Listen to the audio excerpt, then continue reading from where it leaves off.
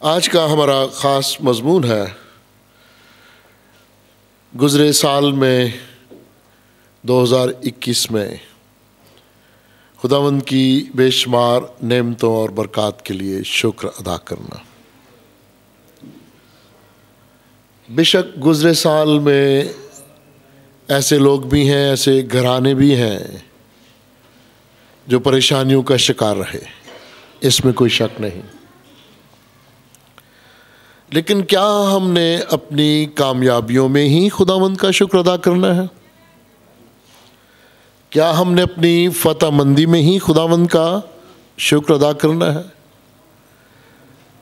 क्या हमने हर हालत में खुदावंद का शुक्र अदा नहीं करना? ये हमारे लिए आज गौरतलब बात है। आए ज़रा पुराने अहद में थोड़ी देर के लिए खुरूज की किताब और बनी इसराइल की ज़िंदगी पर गौर करें। किस तरह खुदावंद ने एक शख्स याकूब को चुना, फिर उसके घराने को बरक़ात से नवाजा और उन्हें मुल्क मिस्र में ले आया। फिर इस घराने को बहुत बढ़ाया, बहुत बरकत दी और वो कबीला बन गया और उस कबीले की परवरिश भी मुल्क मिस्र में हुई। इब्राहिम मुल्क इराक से निकला था, मुल्क फ़लस्तीन में बुदोबाश करता हुआ, मुल्क किनान में बुदोबाश करता हुआ मुल्क मिस्र में जा पहुंचा। फिर एक मौका आया हज़रत याकूब के बेटे हज़रत यूसुफ की वफ़ात के बाद। फ़िरौन या मुल्क मिस्र के नए बादशाहों ने याकूब के घराने से अच्छा सलूक न किया, उन्हें ग़ुलामी की ज़िंदगी इख्तियार करने पर मजबूर किया। क्या खुदा ऐसा देख नहीं रहा था? यकीनन वो सोता नहीं, वो हर जगह देखता है और जागता है और सुनता भी है, हर बात से बाखबर रहता है। खुदावंद ने इस घराने को, इस कबीले को उन मुश्किल हालात में भी बढ़ने, फलने, फूलने का फजल अता किया। मुश्किल हालात में ज़िंदगी बसर करने का फ़न सिखाया।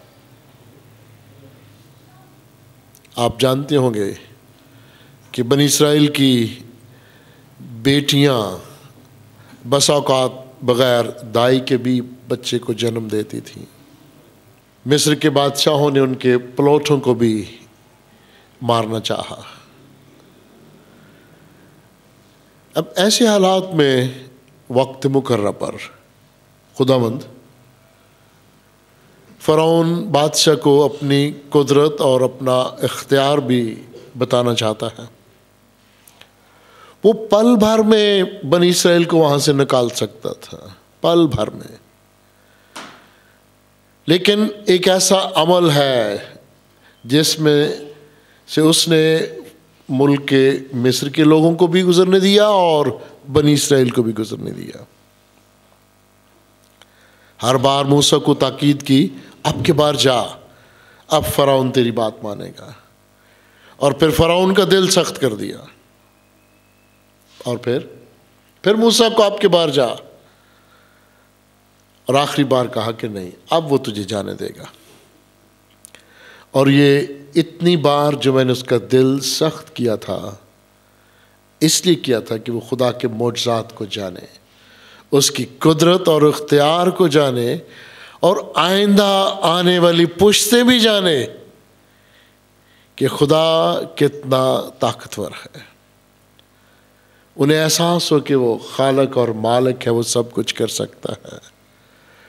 और उस चुनिदा कौम को ये सबक सिखाना चाहा कि मुझ खुदाए वाहद, खुदाए अबदी पर ईमान लाओ, मेरी तरफ देखो, मैं फ़िरौन बादशाह से भी कहीं बड़ा हूँ, वो तो मेरी मखलूक है, मैं तो खालिक हूँ।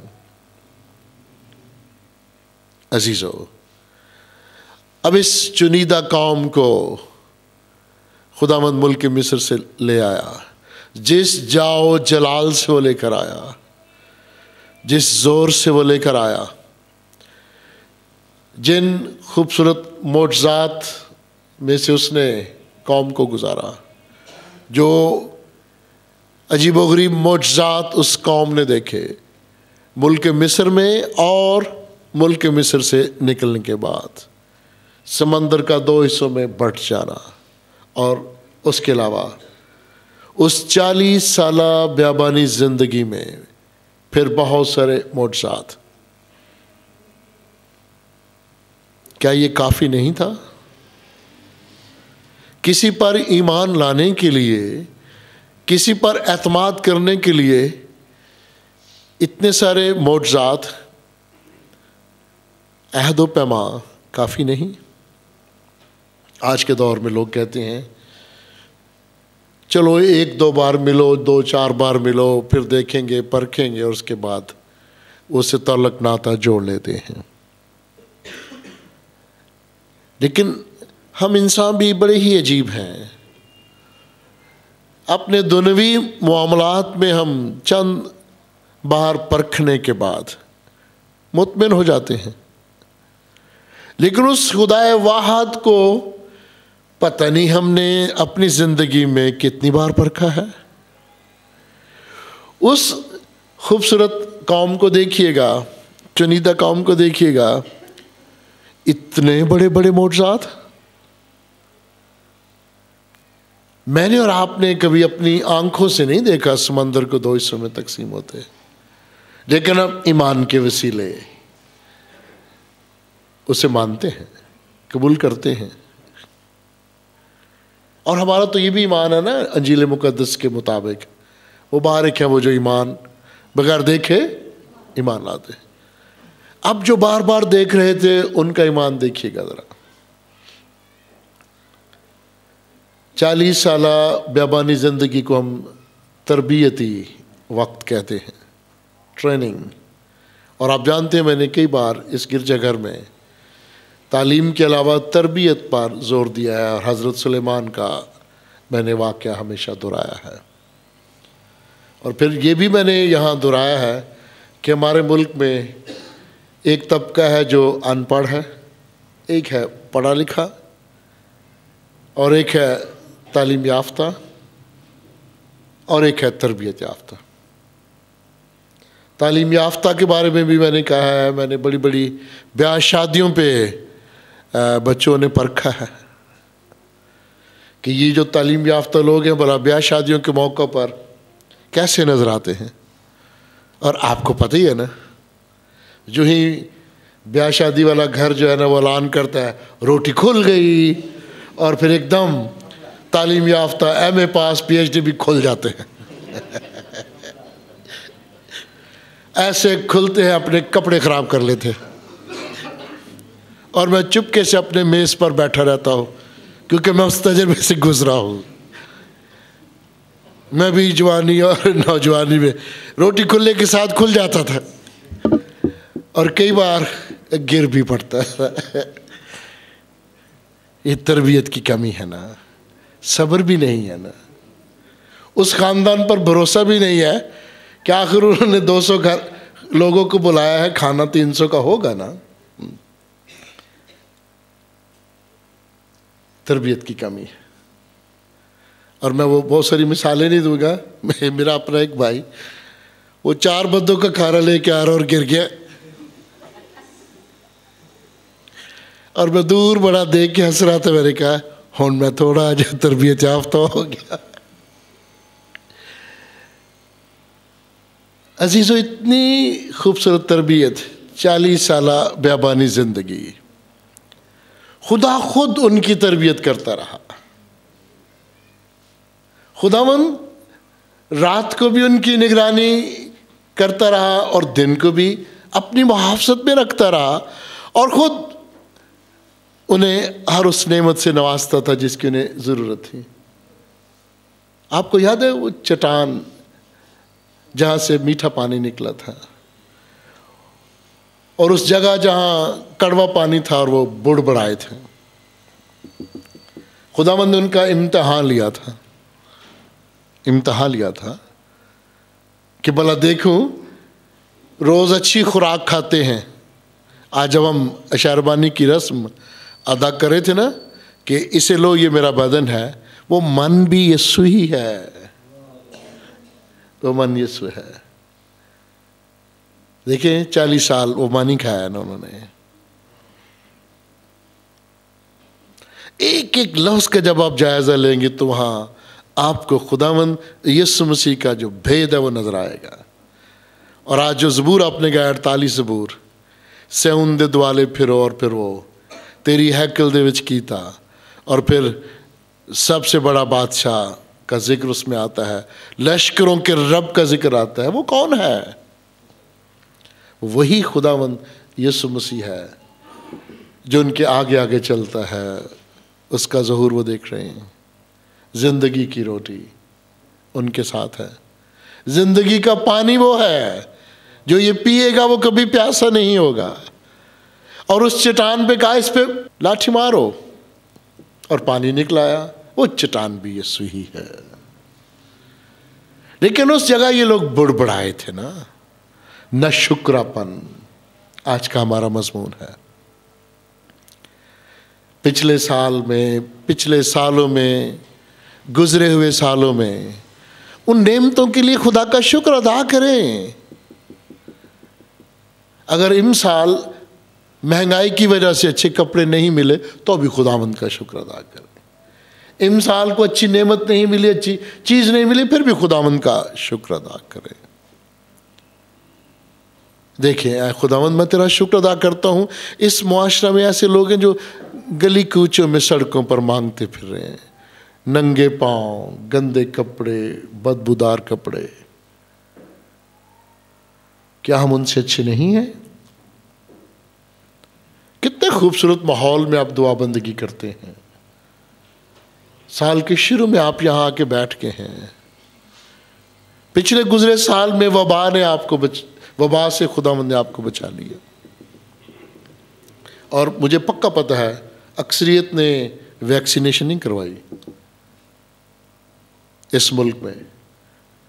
हमारी कलीसिया में भी पिछले 25 तारीख को वैक्सीनेशन टीम यहाँ आई थी, फिर भी बहुत सारे लोगों ने नहीं करवाई।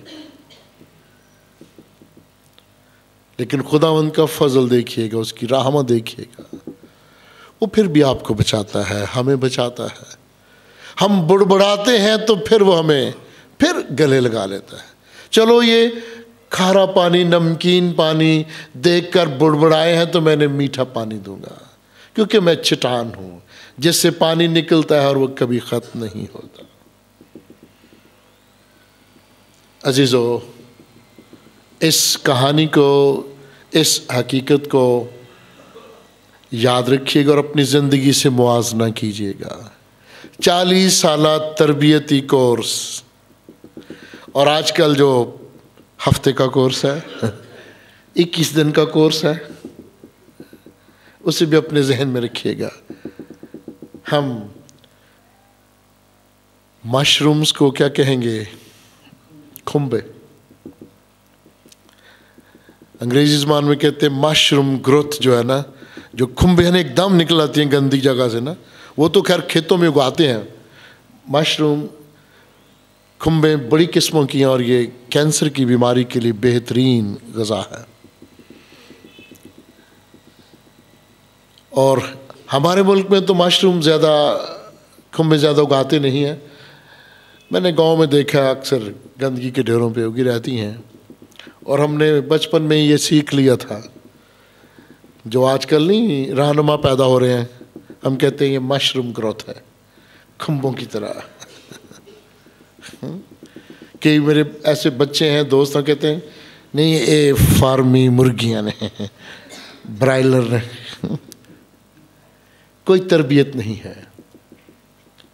खुदावंद जब किसी को तैयार करता है, उसने याकूब को तैयार किया तो तरबियत दी, उसने इब्राहिम को तैयार किया तो तरबियत दी, इसहाक को तैयार किया तो तरबियत दी।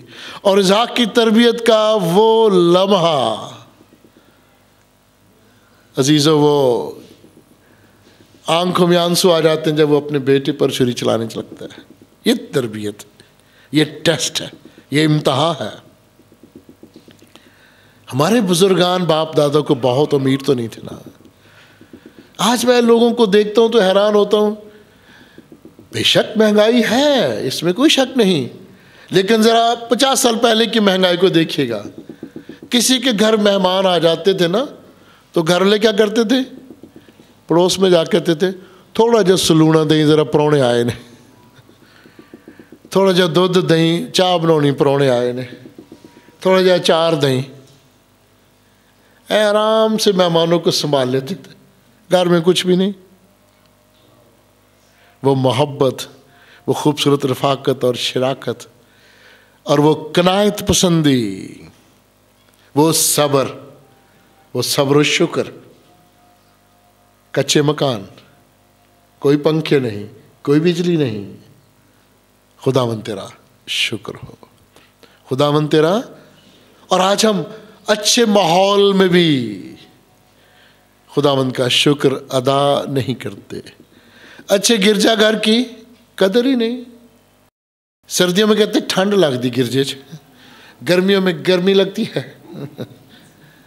और जब हम टाट पे बैठते थे, चटाई पे, कहते थे जी ठंड बड़ी, गिरजे क्या होना है, पहला गिरजा बनाओ। मैं बहुत सारे इलाकों में जाता हूँ, वो कहते हैं जी गिरजा बना के दोगे तो तुम्हारी तंजीम शामिल होंगे। तो मैं कि जो अगे बनाए ने उन्होंने की करना चाहिए, उत्थे बहना किन्ना में, न शुक्रापन, न शुक्रापन। वालदैन इतनी खिदमत करते हैं, मेहनत मुशक्क़त से बच्चों को पालते हैं, अच्छे अच्छे अदारों में उनको पढ़ाते हैं, तो भी कहते हैं माँ प्यो ने साढ़े लिए कीता की है। और फिर फ़ख्र से बच्चे कहते हैं, नलायक बच्चे कहते मैं अपनी मेहनत न इत्थे पहुँचे, तो जी अम्मी ते अबू ने मेहनत की तो भुल जाते हैं, अपनी मेहनत याद है। और मैंने ऐसे बच्चे देखे हैं जो खुद पहली दूसरी तनख्वाह लेते हैं ना, उसमें से पैसे नहीं किसी को देते, कहते मेरी ही, तो जी अम्मी ते अबू की तनख्वाह होंगी वो नहीं, वो भुल जाते हैं। तरबियत में कमी, न शुक्रापन। और दाऊद नबी क्या लिखता है, क्या ही भला है खुदावंद का शुक्र अदा करना, क्या ही भला है। इससे अच्छी और कोई बात ही नहीं कि हम खुदावंद का शुक्र अदा करें, उसके नाम की मदा सराई करें, सुबह को उसकी शफकत का इजहार करें। ये छोटी सी दुआ है। मैंने बुजुर्गान को देखा गांव में, उनकी दुआ है सुबह सवेरे हाथ मुंह धोकर खुदावंद तेरा शुक्र हो, यही दुआ है। और दाऊद नबी यही सिखाता है, सुबह उठे तो कहें खुदावंद तेरी मेहरबानियों के लिए तेरा शुक्र हो। लंबी दुआ नहीं करनी आती तो कोई ज़रूरी नहीं है, लंबी दुआ से कोई इनाम नहीं मिलता, इस गिरजाघर में भी नहीं इनाम मिलता। और ऊंची ऊंची आवाज़ में भी दुआ करने से कोई इनाम नहीं मिलता।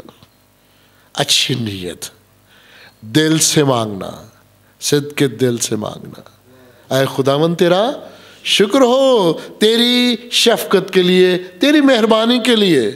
ये सुबह की दुआ है। सारा दिन काम काज करें और रात को सोने से पहले कौन सी दुआ मांगेंगे, ये भी शुक्रगुजारी की दुआ है।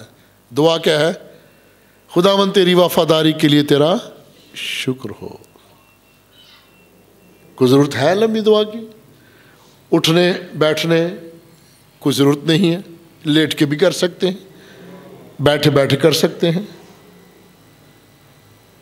शुक्रगुजारी, खुदावंद सारा दिन मैं वफादार नहीं रहा, मैं हेरा फेरी करता रहा, मैं झूठ बोलता रहा, मैं मुतकब्बर रहा, मैं मिलावट करता रहा, मैं बेईमानी करता रहा, फिर भी तेरी वफादारी के लिए तेरा शुक्र हो। और अजीज़ो, ज़बूर नवीस बड़े खूबसूरत अंदाज में लिखता है कि उसकी नेमतों के लिए उसका शुक्र अदा करें, क्योंकि उसकी सनतें बड़ी हैं। उसने जो कायनात को खलक किया है, देखें उसकी सनतों को, चांद और सितारों को देखें, उसकी सनतों को देखें। क्या इन सबको देखकर भी फिर आप कहेंगे ऐ खुदावंद मेरा बुखार ठीक कर, फिर तुझ पे ईमान लेकर आऊंगा, मेरे बच्चों को शिफा बख्श, फिर तेरे पे ईमान लेके आऊंगा? क्या उस खालक की कायनात को देखकर भी आप ये ईमान नहीं लाते? फिर जाती खुदगर्ज दुआएं, बस मुझे ये दे दे, मुझे ये दे। और मैंने अक्सर अपनी कलीसिया में, ये मेरा तजर्बा है, सच्चे वाक़यात, कोई अजीज़ फौत हो गया है, लोग रो रहे हैं। बुज़ुर्ग अम्मा जी को मैं मिला हूँ और अम्मा जी को कहा अम्मा जी खुदा जो करता है बेहतर करता है, उसी ने दिया उसी ने लिया, उसी का नाम मुबारक हो। तो अम्मा जी क्या कहती है, असी रब दा की बिगाड़िया सी, असी ओहदे मां पुट्ठे सन।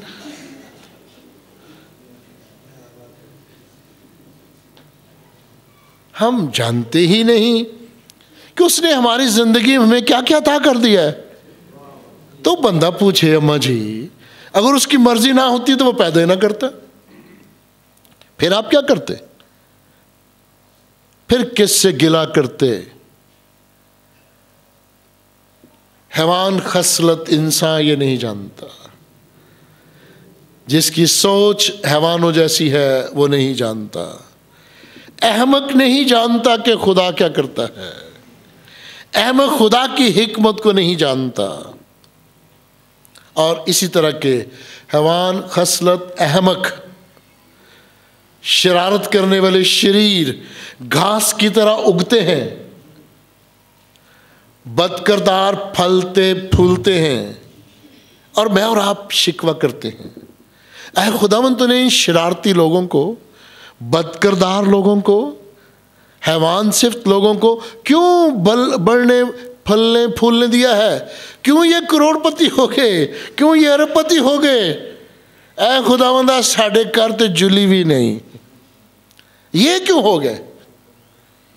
खुदावंद का कलाम हमें सिखाता है वो इसलिए उनको मैंने बढ़ने फलने फूलने दिया है ताकि वो हमेशा के लिए फना हो जाएं। मेरे साथ मिलकर बोलिएगा, ताकि वो हमेशा के लिए फना हो जाएं, और हम जो शुक्रगुजारी करने वाले हैं हम उसके साथ होंगे। इससे बड़ी मौज और क्या है? चलो 10 20 30 साल दुखों में सही, और दुखों में भी खुदावंद हमारी जरूर सुनता है। दुखों दे वेले तेरी यहोवा सुने दुआ। अजीजों, आज एक खूबसूरत नए अहदनामा की तमसील आपको मैं बताना चाहूँगा। पुराने अहद का मुआजना करेंगे और पिछले गुज़रे सालों की नेमतों और बरक़ात का जायज़ा लेंगे और देखेंगे कि हम किस तरह के लोग हैं। ये बड़ी ही खूबसूरत तमसील है, कहानी है, अभी बच्चों ने पढ़ी है। ये 10 कोड़ियों की तमसील है। इन 10 कोड़ियों में 10 को शिफा मिलती है। अब गौर तलब बात, आज मैं इसकी तफसीर में नहीं जाऊँगा, मैं फिर किस दिन इस तमसील की तफसीर करूँगा, लेकिन ज़रा लफ्ज़ों पर थोड़ा गौर कीजिएगा। यरूशलेम को जाते हुए वो सामरिया और गलील के बीच से होकर जा रहा था। यीशु अल मसीह यरूशलेम को जाते हुए सामरिया और गलील के बीच में से। अब सामरिया का वो इलाका है जहाँ पर वो लोग थे जिनसे यहूदी नफरत करते थे। आपने सामरी औरत की कहानी भी सुनी होगी ना, जिससे खुदावंद ने कहा था तू मुझे पानी पिला। यहूदी सामरियों से नफरत करते हैं और यीशु सामरियों के इलाके में से गुजर के जा रहा है। और वो 10 कोड़ी चलाए हैं और क्या कहा, ऐ यस्सु, ऐ साहब, हम पर रहम कर। क्या खुदावंद को पता नहीं था कि इनमें सामरी भी है? पता था ना। क्यों खुदावंद उनके इलाका में से गुजर के जा रहा है? वो चाहता था कि अपना जलाल वहां भी जाहिर करे। और अजीजों, खुदावंद यीशु ने उनसे सवालों जवाब भी नहीं किए, ज्यादा पूछ-गिछ नहीं की। ये भी नहीं पूछा तुम्हें क्या तकलीफ है, ये भी नहीं पूछा दर्द कहां होती है, कुछ नहीं पूछा। ये भी नहीं पूछा तुझ में कितनी बदरुएं हैं, तुम्हारा नाम क्या है, कहां से है, कुछ नहीं पूछा। खुदावंद ने उन्हें एक ही बात कही, जाओ अपने तई काहिनों को दिखाओ, काहिनों को दिखाओ। अभी वो ठीक तो हुए नहीं, उन्हें यह भी नहीं कहा जा तू पाक और साफ हो जा, ये भी नहीं कहा। हालांकि बहुत सारी तमासील में क्या है, जा तेरे ईमान ने तुझे छक गया, जा पाक और साफ हो जा, जा फिर गुनाह ना करना। यहां ये खूबसूरत तमसील में ये एक बड़ा ही स्पेशल सा पहलू है, जाओ अपने ताई काहिनों को दिखाओ। काहिन भी यीशु के खिलाफ थे, शिफा के भी खिलाफ थे कि ये यूसुफ बढ़ई का बेटा हमसे बहुत बड़े बड़े काम करता है, क्यों इसको इज्जत मिलती है। और कहा जाओ काहिनों को दिखाओ, उन्हें पता चले कि ये ठीक हो गए। ये कोड़ी थे, काहिन कोड़ियों को गांव से बाहर निकाल देते थे और काहिनों को सर्टिफिकेट एक किस्म का देना पड़ता था कि अब ठीक हो गया, जब तक उन्हें शिफा नहीं मिलती थी। इसलिए कहा जो काहिनों के पास जाओ ताकि तस्दीक हो जाए और वो तुम्हें गांव में रहने दें, अंदर आने दें। अजीजों, आप वो भी सोचते होंगे कि अभी ठीक तो हुए नहीं, लेकिन ईमान देखिएगा, जाते जाते जाते जाते, लफ्ज़ बड़ा प्यारा है, जाते जाते। मैं और आप भी काम करते करते शफा पा जाते हैं, काम करते करते कामयाब हो जाते हैं, काम करते करते खुशहाल हो जाते हैं, मेहनत करते करते आगे बढ़ जाते हैं। पर उठेंगे तो सही, करेंगे तो, जाएंगे तो फिर ही कुछ होगा ना। जाओ दुनिया में, जाओ कौमों को शिगिर्द बनाओ। जब जाएंगे नहीं, कहेंगे ठंड बड़ी है, गर्मी बड़ी है, तय खुदावन तो देता की जिदे से बैग जाइए। मेरे ऐसे खादम साथी गुजरे, पैसा जी पहला मोटरसाइकिल दो फिर जावांगे। तो मैं कहा साढ़े बुजुर्ग वो तो पैदल जाते सन, अब फिर वो कहते तुहाडे भी तो गड्डी है ना, फिर उन्होंने गुस्सा तो चढ़ दिया। तो मैं कहड़ा जमांदरू गड्डी तो बह गया। मैं बताता हूँ, हम भी पैदल और साइकिल और मोटरसाइकिल, ऐसी अमल है ना कि ज़िंदगी का। मैंने भी तो अपनी ज़िंदगी का आगाज़ सिफर से किया है ना। तो जब आप पहले ही शर्त लगाएंगे जाइए कहते थे, प्यारी बहनों प्यारे बच्चों, उन्होंने ताबेदारी देखिएगा, कहा जाओ अपने ताई कानों को दिखाओ, और वो जाते जाते जाते जाते पाक और साफ हो गए। हालेलुया। जाते जाते ईमान था कि उस्ताद ने कहा है, ईमान था यीशु ने कहा है, उनका ईमान था तो उन्होंने कहा था यीशु हम पर रहम कर। अब हमारा ईमान कैसा है, ये तो आपने गौर करना ना, असी किन्ने ईमान वाले हैं। और फिर अजीजों, फिर उनमें से एक ये देखकर जाते जाते कि मैं शिफा पा गया, जाते जाते उसको महसूस हुआ कि उसने शिफा पा ली है, बुलंद आवाज से खुदा की तमजीद करता हुआ लौटा, फौरी लौटा है, बुलंद आवाज से, बड़े खुश है कि मेरा जिस्म पाक और साफ हो गया है।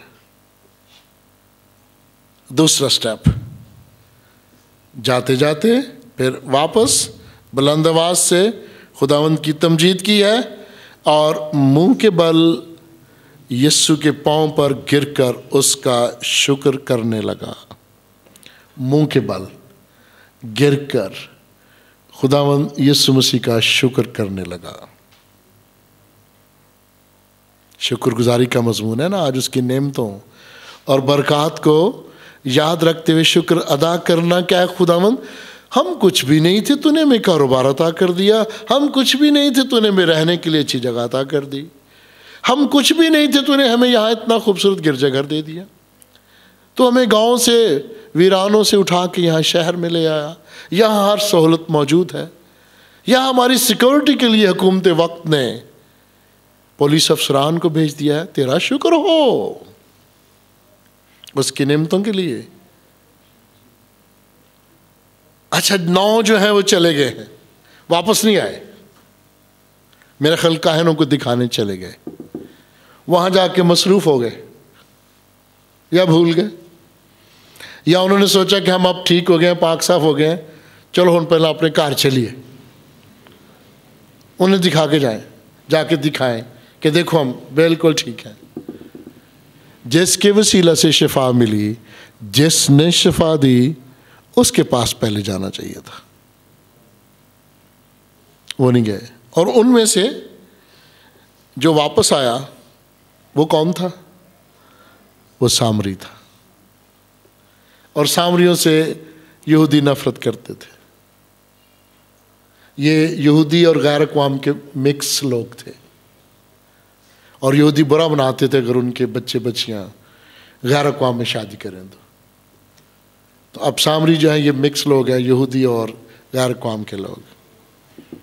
और फिर यहूदी इन्हें यरूशलेम में इबादत भी नहीं करने देते थे, कोई सौन पर इन्हें नहीं आने देते थे।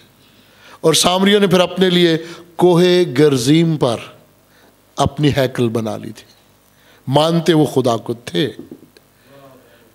थोड़ी रस्म और रिवाज फ़र्क हो गए, गैर अक़वाम में शादियां करने की वजह से उनकी रस्में अपना ली। अब यहूदी, भाई तुम उनसे नफरत करते हो कि उनकी रस्म और रिवाज फ़र्क हो गए, उनका तरीका इबादत फ़र्क हो गया, उन्होंने अपनी हैकल अलग कोहे गर्जीम पर बना ली। पर खुदावंद यीशु तो उन्हें प्यार करता है। खुदा की नज़र में ये नहीं है कि फ़लाँ शख्स का फ़लाँ मज़हब है, फ़लाँ अक़ीदा है, फ़लाँ इतना नमाजी है, फ़लाँ बड़ा ही नेकोकार है। खुदावंद हर एक को उसकी नीयत से, उसके दिल से जांचता है। खुदा का कोई मज़हब नहीं है, ना उसने कोई मज़हब दिया है। ये मज़हबों के नाम हमने रखे हैं।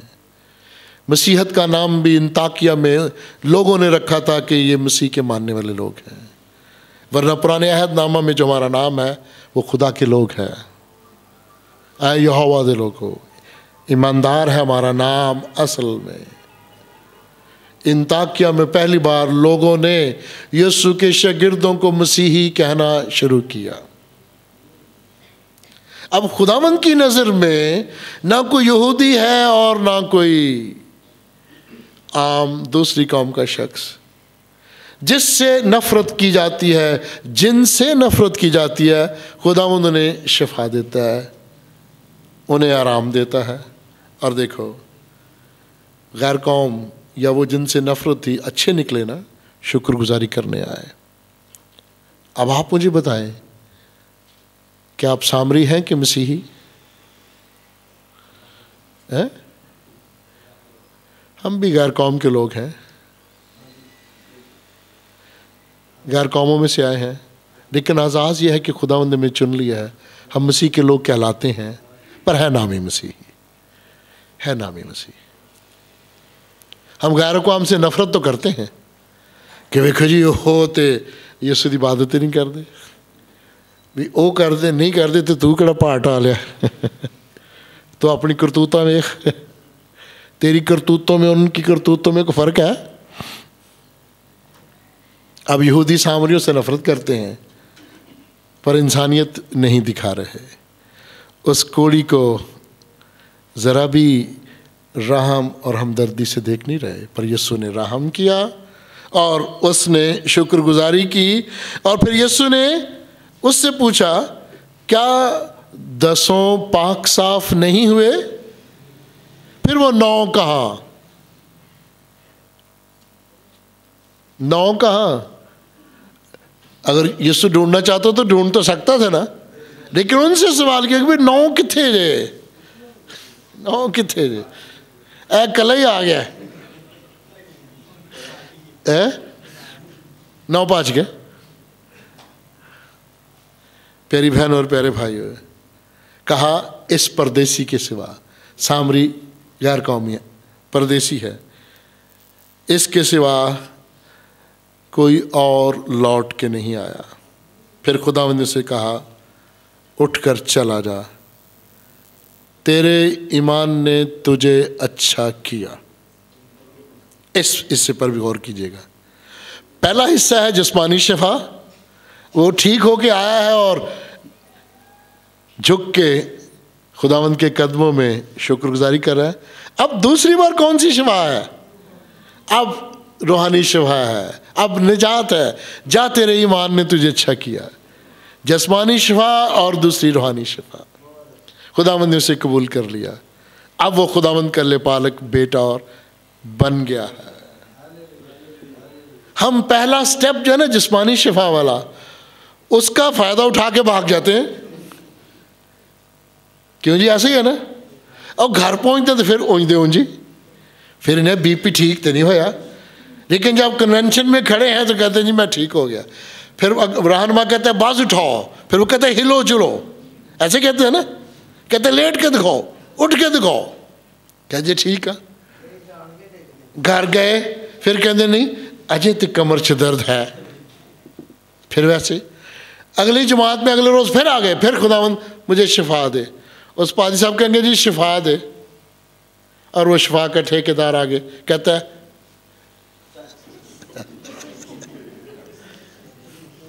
आप भी बीमार। फैसलाबाद में एक शिफा के ठेकेदार हैं, वो खुद फालज के मर्ज में आजकल पड़े हुए हैं। लाहौर में शिफा के जो ठेकेदार हैं, जो दूसरों को दुआ के वसीले वीज़ा लगवा के देते हैं, खुद वकीलों के पास जाते हैं कि हमें वीज़ा लगवा दो, फीस ले लो, जितनी लगेगी देंगे। अवाम उन्नास को कहते हैं बस अपना पासपोर्ट टीवी के रख, मैं दुआ करांगा तेरा वीज़ा लग जाएगा। अहमक अहमक अहवान खसलत लोग इसलिए बढ़ते फलते और फूलते हैं ताकि हमेशा के लिए फना हो जाए। हम उनके बढ़ने फलने फूलने और उनकी अमीरी और उनके प्रोटोकॉल को देखते हैं तो कहते हैं वाह, कल की स्थिति आज देखे 10-12 बॉडीगार्ड है। हम यही सोचते रहते हैं। फिर एक वक्त आता है हमें पता चलता है बॉडीगार्ड भी पहुंच गए, तिरानमा भी पहुंच गया। कहाँ गए वो? और फिर हम पूछेंगे कहाँ गए वो बॉडीगार्ड, कहाँ गया वो रहनुमा? पता चला वो सियासी पनाह लेके अमेरिका चला गया। हम पूछेंगे एक कोड़ी आ गया, 9 कोड़ी कहाँ? और 9 कोड़ी भी चले गए। प्यारी बहनों और प्यारे भाइयों, गुजरे साल में, गुजरी ज़िंदगी में खुदा की नेमतों का शुक्र अदा करना। खुदावंद तेरा शुक्र हो और खुदावंद उसे उठ जा, तेरे ईमान ने तुझे अच्छा किया। कितनी खूबसूरत बात है। और इसके साथ आखिर में एक और बात आपके गोश गुजार करूँगा। ये भी लूका की इंजील है, उसका 9वां बाब है और 51 और 52 आयत का जायज़ा लूँगा मैं। खुदावंद उठाए जाने से पहले यरूशलेम जाने को जब वो तैयार हैं तो वो सामरिया के इलाका में से गुजरे हैं, दाखिल होना चाहते हैं, वहाँ से निकलना चाहते हैं, लेकिन सामरिया के लोगों ने उन्हें वहाँ टिकने नहीं दिया। यानी अक्सरियत देखे ज़रा, चुनीदा थोड़े हैं। अक्सरियत कहती जी असी इत्थों तो नंगन नहीं देना। कुल जहाँ के मालक और खालक में शिफा देना चाहता है, जो तुम्हें बचाना चाहता है, तुम कहते हैं हमने से नहीं यहाँ से गुजरने देना, साढ़ा पिंड है। और गरासीनियों के इलाके में भी खुदावंद ने बदरू गिरफ्तार इंसान को ठीक किया और वो इलाके के लोग कहते हैं तू हमारे गांव से निकल जा। शुक्रगुजारी कोई नहीं कि तूने हमारे बच्चे को तंदुरुस्ती अता किया, तेरा शुक्र हो। कहते हमारे घर से निकल जा, इलाके से निकल जा। और मुझे कभी कभी बड़ा अजीब सा लगता है और हंसता भी हूँ, जब हमारा अच्छा भला पादरी साहब खादम किसी इलाका में खिदमत कर रहा हो ना, तो वहाँ के 2-4 चौधरी आते हैं, कहते हैं जी इन्हों लै जाओ वरना असा कढ़ देना जी। मैं कहे माड़ा जिहा पादरी ने तेरा बिगाड़िया की ना, तू इन्हू चंदा देना, नहीं कहता इन्हू लै जाओ बस, ऐसा नहीं रखना, ऐसा नहीं रखना जिवें उन्हें पालिया। एक और हमारे पास वो कहते हैं इन्हू पिंडों ही लै जाओ, ऐसा नहीं रखना, मलखा वाला है।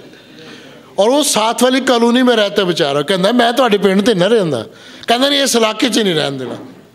ये सोच है हैवान खसलत अहमक लोगों की। और यहाँ इस गांव के लोग, सामरी लोग कहते हैं हमने तुझे यहाँ से गुजरने नहीं देना। और याकूब और यूहन्ना क्या कहते हैं? खुदावंद यीशु मसीह के प्यारे शागिर्द क्या कहते हैं? क्या है खुदावंद, क्या तू चाहता है कि हम हुक्म दें कि आसमान से आग नाज़िल होकर इन्हें भस्म कर दे? और साथ दलील देते हैं जैसे एलिया ने किया था, हमें हुक्म दे, हमें इजाज़त दे, हम हुक्म करें आसमान से आग नाज़िल हो और सामरिया के गांव को भस्म कर दे। अब शागिर्द कौन है? यहूदी। उन्होंने पहले गुस्सा, कहते हैं इन्होंने तबाह कर दिए। खुदावंद का क्या जवाब है? खुदावंद ने झिड़का, याकूब और यूहन्ना को झिड़का और कहा तुम नहीं जानते कि तुम कैसी रूह के हो? अब ख़ास आयत मेरे साथ मिलकर बोलिएगा, क्योंकि इब्ने आदम लोगों की जान बर्बाद करने नहीं बल्कि बचाने आया है। बर्बाद करने के लिए नहीं बल्कि जान बचाने आया। और फिर खुदावंद किसी और गांव में चले गए, उन पे आग भस्म नहीं की। और आज के दौर में जो लोग शरीयत के याद सुना के लोगों को डराते हैं ना, अब मैं उन्हें कहता हूँ फजल की बात करो। यीशु माफ़ करने आया है गुनहगारों को, यीशु भस्म करने नहीं आया। वो किसी की हलाकत नहीं चाहता, ना नामी मसीहों की और ना गैर अक़वाम की, वो सबको बचाना चाहता है। और आए प्यारे प्यारे मसीहों, दूसरों पर भी रहम करो। सेल्फ मेड मसीहों, दूसरों पर भी रहम करो। आए नामी मसीहों, दूसरों पर भी रहम करो। रहम करो ताकि तुम पर भी रहम किया जाए। और याकूब और यूहन्ना कहते हैं हुक्म दे कि हम इस गांव को भस्म कर दें। और हमारी कलीसिया में भी बेशुमार खादमुद्दीन हैं, कहते हैं खुदावंदा चुक लेना उन्हें भी जे तेरा नहीं किसी ने आखा बनया तो तू एडी बड़ी बददुआ देन दे, चौकी लैन। मेरे साथी हम खिदमत कहते न पिंडों कढो, मैं को नाल दे पिंड रहिंदा, उथों भी करदा कढो। यार रहन दे बेचारे ने, तेरा की बिगाड़दा, अपना किराया दिंदा रहिंदा। अजीज़ो, गुजरे साल में खुदावंद की दी हुई बेशुमार नेमतों के लिए खुदावंद का शुक्र अदा करे। और मेरे साथ मिलकर बोलेगा, क्या ही भला है खुदावंद का शुक्र अदा करना और उसके नाम की मदह सराई करना, सुबह को उसकी शफ़क़त का इजहार करना और रात को उसकी वफ़ादारी का इजहार करना। आमीन। खुदावंद आपको ढेरों रूहानी और दुनियावी बरक़ात से माला माल करे।